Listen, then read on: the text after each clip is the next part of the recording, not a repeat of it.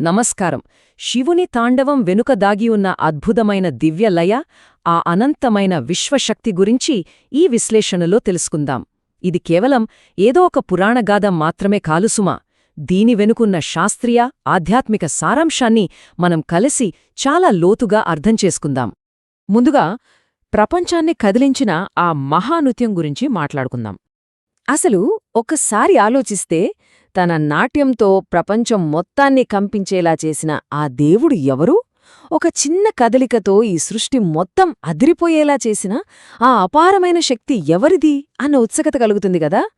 ఆ శక్తి మరెవరిదో కాదు, సాక్షాత్తూ ఆ మహాదేవుడిదే, పరమశివుడు. ఆయన నాట్యం అనంతమైన శక్తికి ప్రతీక. పరమశివుణ్ణి అసలు లయకారుడు అని ఎందుకంటారో ఇది తెలిస్తే మనకు చాలా స్పష్టంగా అర్థమైపోతుంది. ఇక్కడొక ఆసక్తికరమైన విషయముంది. శివుడి నాట్యాన్ని మనం తాండవం అని పిలుస్తాం గదా, కాని ఇది కేవలం ఏదో ఒక సాధారణ నృత్యం కాదు. శివుని ప్రత్యేకమైన దివ్య లయను సూచించే ఒక అద్భుతమైన పదం ఈ తాండవం.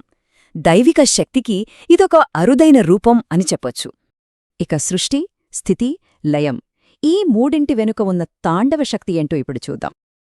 మన గ్రంథాలు ఈ దైవిక శక్తిని ఒక విశ్వచక్రంగా, అంటే 3 భారీ భావనలుగా చాలా అద్భుతంగా వివరించాయి. మొదటిది సృష్టి, రెండవది స్థితి అంటే పరిరక్షించడం, మూడవది లయం అంటే ముగించడం.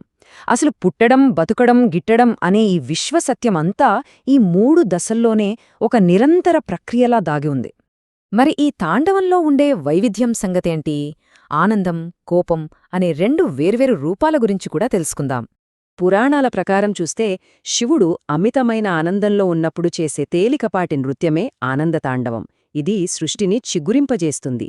అదే విపరీతమైన కోపంలో ఉన్నప్పుడు ప్రళయాన్ని సూచించేలా చాలా భీకరంగా, బరువుగా చేసేది రుద్రతాండవం. అంటే ఈ సృష్టికి శాంతి, ప్రళయం ఈ 2 అత్యంత అవసరమే అని ఇది మనకు స్పష్టం చేస్తుంది. ఇక డమరుక నాదం, ఆ విశ్వశక్తి రూపం గురించి ఇప్పుడు మాట్లాడుకుందాం. ఇక్కడ చాలా ఆశ్చర్యకరమైన విషయం ఒకటుంది. శివుడి డమరుకం శబ్దం నుంచే సంస్కృత అక్షరాలు పుట్టాయని ఒక బలమైన నమ్మకం.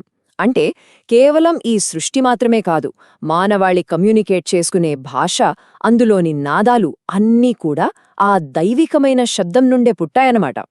అసలు శబ్దమే శక్తి అనడానికి ఇంతకంటే అద్భుతమైన ఉదాహరణ మరొకటుండదు. ఇదంతా చూశాక మనమొక ప్రధానమైన అంశాన్ని ఖచ్చితంగా గుర్తుంచుకోవాలి. శివుడి తాండవం అంటే కేవలం పురాణాల్లో వర్ణించిన ఒక కథ కాదు. ఇది మనందరినీ ఆవరించి ఉన్న విశ్వశక్తికి ఒక స్వచ్ఛమైన రూపం. మన గెలాక్సీల కదలికల దగ్గర నుండి కంటికి కనిపించని పరమాణువుల కదలికల వరకు ప్రతిచోట ఈ విశ్వశక్తి అంటే ఈ తాండవం నిక్షిప్తమై ఉంది. ఇక ఈ విశ్లేషణ ముగింపుకొచ్చేసరికి ఒక అద్భుతమైన ప్రశ్న తలెత్తుతుంది. ఈ అనంతమైన విశ్వశక్తికి మన దైనందిన జీవితంలో మన చుట్టూ ఉండే లయకు మధ్య ఉన్న సంబంధమేంటి? అసలు సృష్టి, వినాశనం అనేవి మన జీవితాలను ఎలా నిర్దేశిస్తాయి? రాత్రి పగలు రావడం, ఋతువులు మారడం ఇవన్నీ కూడా ఆ విశ్వపు లయలో భాగమే కదా. ఈ విశ్లేషణను ఒక శక్తివంతమైన వాక్యంతో ముగిద్దాం. హరహర మహాదేవ్. త్రిశూలం, శివతాండవం వెనుకున్న దైవిక శక్తి, ఆ విశ్వలయ ఇప్పుడు మనకు మరింత స్పష్టంగా అర్థమైంది. అయితే ముగించే ముందొక చిన్న ఆలోచన.